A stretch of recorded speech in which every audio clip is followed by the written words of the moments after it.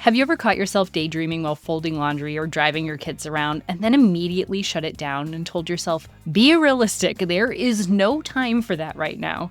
This episode is about that quiet ache for more and how to start honoring it even if fear still whispers, you're not ready.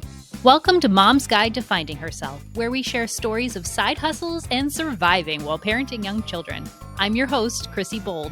Let's make motherhood less lonely and help you find joy in being you again.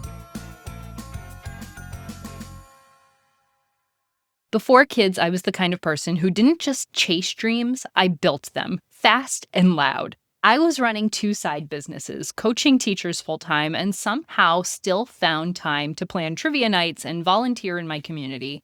I thrived in that rhythm. I was energized by big goals and tight deadlines. My planner was packed and color-coded, and honestly, I loved it. But then motherhood came and everything shifted. It wasn't just the time that disappeared. It was the drive, the motivation, the confidence, the belief that I could dream something up and make it happen. I started to wonder if that ambitious, creative, capable version of me even existed anymore. And suddenly every dream felt like a risk that I couldn't afford. Like if I reached for more, something would fall apart. My kids, my marriage, me. And I started making my dreams smaller. Safer. Sometimes I didn't even let myself finish the thought before I shut it down. But over time, I've learned that dreaming again doesn't mean going back to the version of me that could do it all. It means making room for the version of me now. The mom who's still allowed to want, to create, to grow, even if it looks different, even if it's slower. Let's talk about what it really means to make our dreams bigger than our fears, even in the messy middle of motherhood. So why do moms start dreaming? Let's start here, because it's the invisible story no one tells us. When you become a mom, the world doesn't just hand you a baby. It hands you a new identity, a new mental load, and an unspoken expectation to put yourself last. You stop dreaming not because you've stopped caring, but because your brain is so full of the to-dos, the appointments, the snacks, the mental spreadsheets, of all of the things, that there's no space left for imagination. There are days you can't even remember what you walked into that room for. How are you supposed to remember what lit you up before this?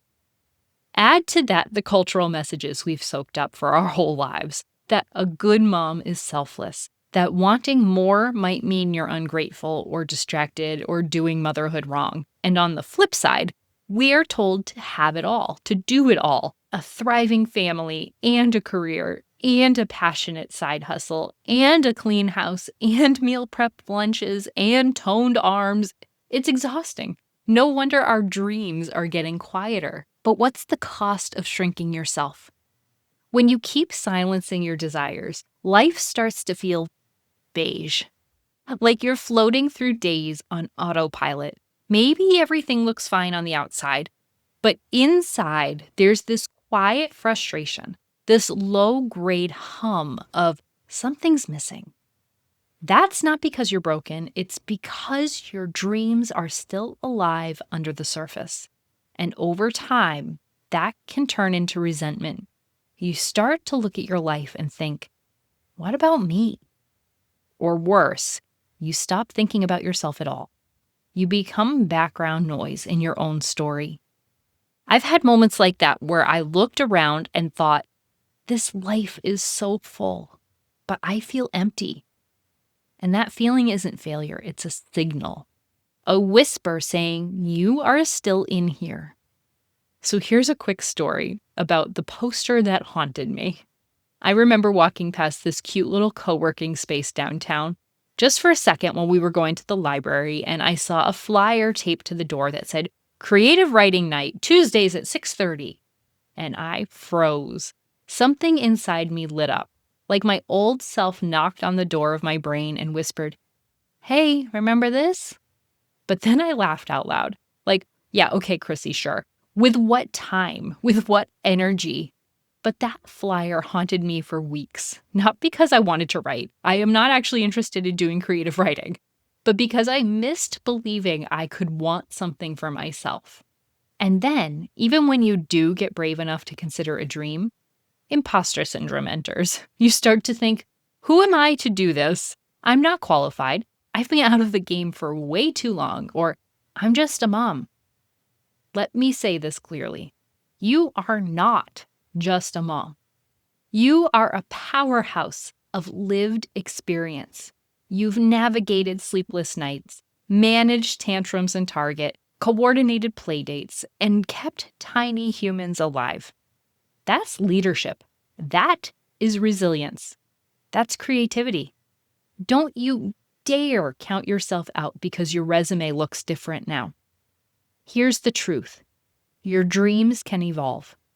They can be slower, softer, more fluid than they were in your 20s, but they still matter deeply. Dreaming in motherhood doesn't have to mean quitting your job or launching a business, although it can. It might mean sketching out that podcast idea during nap time, or texting a friend about starting a book club, or even allowing yourself to say, I want more, without immediately feeling guilty. If you're listening and thinking, I want that, but I don't even know where to start, I want to tell you about someone I trust. If you're an ambitious, high-achieving, overthinking mom who works hard to do everything right but feels so stretched thin and stuck in your head, you need to meet my friend Alexis from Confidently Therapy.